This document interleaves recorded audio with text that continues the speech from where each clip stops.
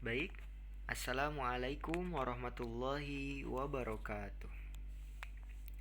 Alhamdulillahil wahidil ahad wassalatu wassalam ala man fis sama'i ismuhu Ahmad wa fil ardi ismuhu Muhammad wa ala alihi wa sahbihi amma ba'd.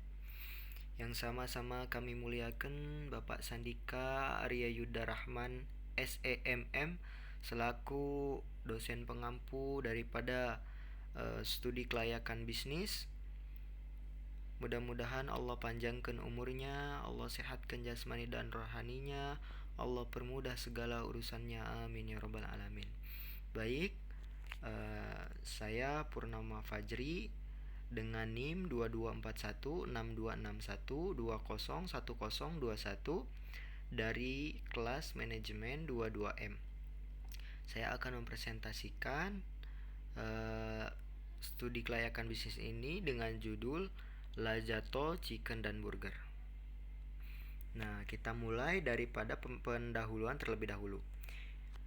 Jadi, menjelajahi tentang Lajato. Adapun latar belakang, kita melihat minat daripada masyarakat Indonesia ini terhadap makanan cepat saji itu terus meningkat, terus berkembang, sehingga hadirlah Lajato Chicken dan Burger ini untuk memenuhi kebutuhan tersebut, untuk menjadi solusi tentunya, dengan menu yang bervariasi, kemudian juga berkualitas dengan harga yang amat terjangkau. Adapun rumusan masalah, yakni apakah Lajato Chicken dan Burger layak dijalankan, kemudian bagaimana peluang dan tantangan bisnis ini, kemudian bagaimana strategi dan mencapai kesuksesannya. Nah, untuk tujuannya ini menganalisis kelayakan bisnis, mengidentifikasi peluang dan tantangan, serta merumuskan strategi untuk membangun Lajato yang lebih sukses, kemudian memenuhi kebutuhan masyarakat tentunya akan makanan cepat saji ya, dan praktis tentunya, yang dimana rasanya lezat dan juga harganya terjangkau. Nah, kita kemudian ada di aspek legal dan identitas bisnis. Jadi dari mana sih ini Lajato Chicken dan Burger ini? Jadi untuk identitas perusahaannya, dari PT SKM Lajato Chicken dan Burger adalah perusahaan yang bergerak dalam bidang industri restoran cepat saji. Nama perusahaan ini tentunya sudah terdaftar dan memenuhi persyaratan yang legal. Adapun aspek legalitas, Lajato memiliki surat izin usaha perdagangan atau SIUP ya, di nomor 503 atau 1931. Sertifikat halal MUI juga Lajato sudah mendapatkannya di LPPOM 0016 000 1420 dan nomor pokok wajib pajak atau biasa dipanggil digunakan namanya, biasa kita dengar itu NPWP ya, di 66 627 051 7433 000. Ini menjamin legalitas operasional dan kepercayaan konsumen. Tentunya di aspek legalitas ini nomor-nomornya itu NPWP, kemudian surat izin usaha di daerahnya itu berbeda-beda ya teman-teman. Jadi tergantung di daerahnya masing-masing. Di beda daerah ya beda nomor perusahaan juga, nomor surat izinnya juga gitu. Kemudian ada di aspek pasar dan peluang bisnis. Adapun analisis pasar, yakni pasar makanan cepat saji di Indonesia terus berkembang pesat, tumbuh sekitar 8% per tahunnya. Hal ini menunjukkan potensi besar untuk Lajato Chicken dan Burger untuk memasuki pasar. Jadi dilihat-lihat, wah cocok juga nih. Kemudian target pasarnya Lajato ini menargetkan pasar ya yang luas, yaitu 1,5 juta orang di wilayah Indonesia. Hal ini memberikan jangkauan pasar yang luas untuk Lajato. Jadi punya kesempatan yang besar untuk mengembangkan sayap bisnisnya Lajato Chicken dan Burger. Adapun strategi pemasaran, itu dijalankan Lajato. Salah satunya adalah di digital marketing ya teman-teman. Jadi mengikuti zaman, dari zaman ke zaman. Ada di Shopee, kemudian di Grab, di Gojek. Adapun stand-standnya itu dia kayak posko ya. Jadi untuk memudahkan masyarakat untuk membeli. Hal ini akan meningkatkan visibilitas Lajato di media sosial dan platform digital lainnya. Nah, kemudian kita masuk ke poin aspek keuangan ya, mengukur profitabilitasnya. Nah, untuk investasi awal, modal awal nih Lajato Chicken Burger ini sebesar Rp201.500.000 bersumber dari modal pribadi tentunya. Ya, ini modal investasi awal itu beli-beli peralatan, bahan baku, kemudian bahan-bahan yang dimana dibutuhkan nanti untuk persiapannya di saat mengelola chicken dan burger. Nah, adapun pendapatan perkiraannya per tahun ya Lajato sebesar Rp108 juta, mencerminkan potensi pendapatan yang menjanjikan teman-teman. Kemudian biaya operasionalnya per tahunan Lajato diperkirakan mencapai Rp198 juta yang meliputi biaya bahkan bahan baku, gaji karyawan, dan juga biaya operasional lainnya. Jadi ini tuh masih laba kotor ya teman-teman. Jadi belum bersihnya. Nah, untuk laba bersihnya ini diperkirakan laba bersih per tahunnya ya teman-teman. Lajato sebesar Rp90 juta, menunjukkan profitabilitas yang baik. Jadi cukup lumayan besar juga teman-teman. Untuk laba bersihnya di sekitar Rp90 juta. Nah, untuk payback periodenya ini di paybacknya di 2,8 tahun teman-teman. Jadi sekitar 3 tahun kurang lah. Udah balik lagi modalnya gitu. Adapun di NPF itu Rp95.259.153 positif, menunjukkan kelayakan investasi bisnis. Nah, Lajato ini bisnis ini layak ya, terbukti. Nah, kemudian kita ke poin aspek manajemen dan operasional. Itu menyusun strategi operasionalnya. Nah, adapun struktur organisasi, Lajato menerapkan struktur dengan yang rapih ya teman-teman, udah terstruktur. Ada CEO-nya, tentunya ada manajer operasional, ada manajer keuangan, supervisor, outlet, tim kasir, kemudian koki, dan juga pelayannya. Di struktur organisasi ini udah jelas teman-teman akan meningkatkan efisiensi dan efektivitas operasionalnya. Jadi nggak bingung lagi harus siapa-siapa. Jadi udah ada tugasnya dan job desknya masing-masing ya. Nah, kemudian proses operasionalnya Lajato menggunakan sistem POS, biasanya kayak outlet gitu teman-teman, untuk manajemen transaksi, memastikan proses pelayanan itu lebih cepat, menerapkan standar kualitas tinggi dalam penyajian makanan. Sistem kontrolnya inventaris yang ketat akan menjamin efisiensi dalam pengadaan bahan baku. Jadi memangan sudah rapi ya teman-teman gitu. Nah, sekarang ini di poin kesimpulan dan rekomendasi. Ini meraih kesuksesan bersama Lajato ya. Di kelayakan. Nah, di kelayakan ini ada beberapa poin, yaitu poin keunggulan kompetitif, stabilitas finansial, kemudian dukungan infrastruktur tentunya, peluang di pasar tumbuh, kemudian resiko yang dapat dikelola.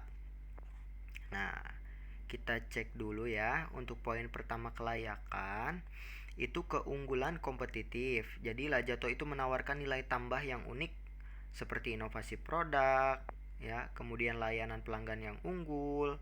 Biasanya kasirnya juga ramah ya teman-teman. Jadi dengan efisiensi operasionalnya lebih efektif, kemudian sulitlah untuk ditiru oleh para pesaingnya. Kemudian poin kedua ada stabilitas finansial. Nah, untuk stabilitas finansial ini kinerja keuangannya perusahaan menunjukkan rasio likuiditas yang sehat. Jadi nggak jomplang ya teman-teman. Angkanya lebih spesifik, misalnya 1,8 dibanding 1.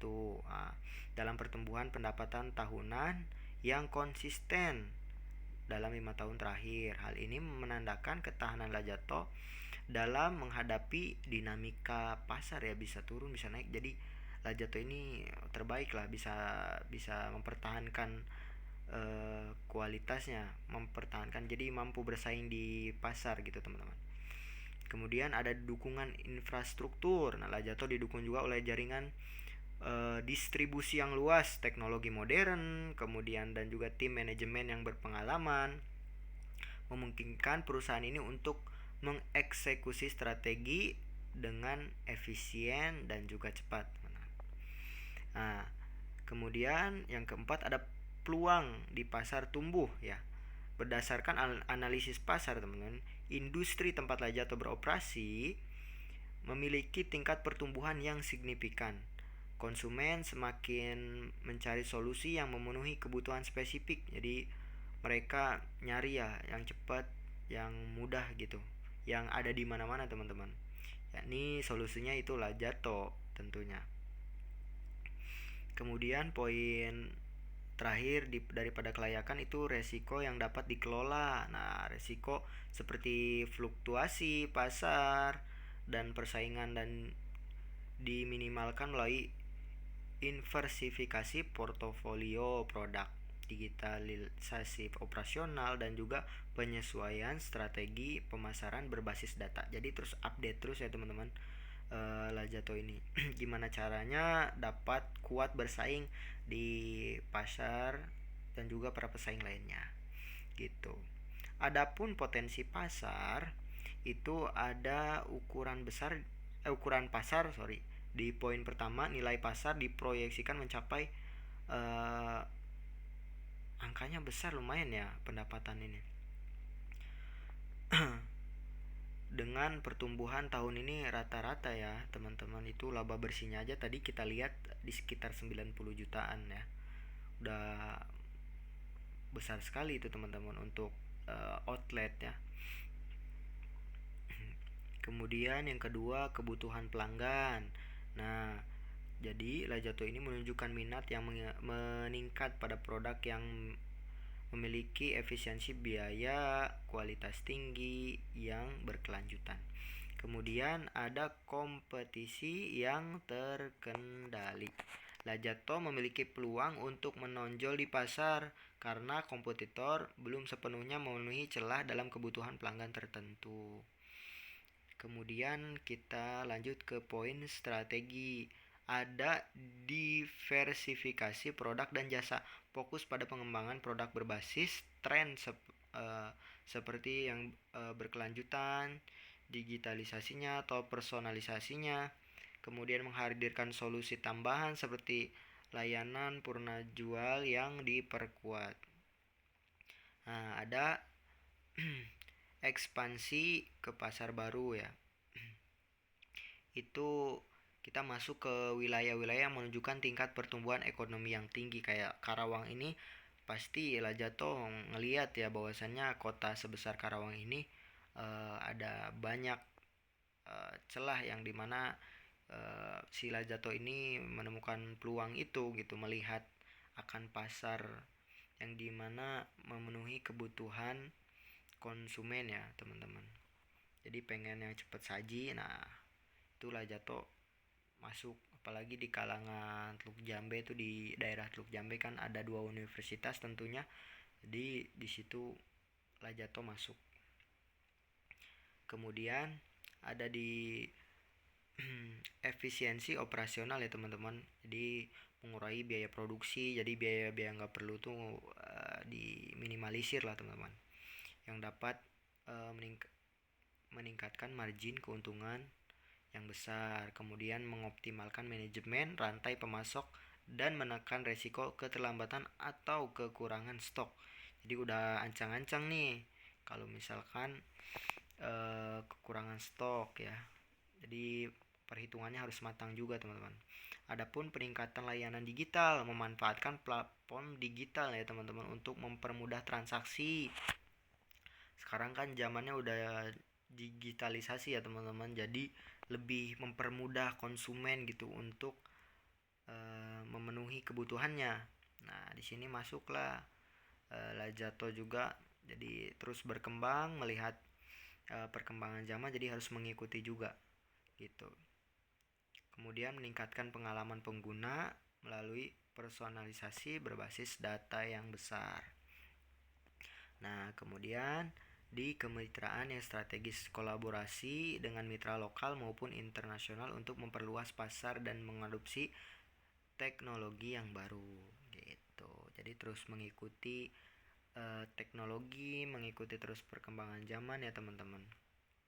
Nah, kita ke poin laba ya. Untuk pendapatan dengan strategi ini, Lajato diperkirakan mencapai pendapatan ya yang tadi saya disebutin tadi, laba bersihnya itu sekitar 90 juta rupiah pada per tahunnya itu ya, teman-teman. Jadi lumayan besar sekali. Kemudian margin laba bersihnya, efisiensi operasional dapat meningkatkan margin laba bersih tersebut gitu. Jadi cukup sekian mungkin dari saya presentasi. Terima kasih banyak atas perhatiannya. Ada kutipan yaitu kesuksesan tidak datang karena keberuntungan, tapi dari kerja keras dan konsistensi ya.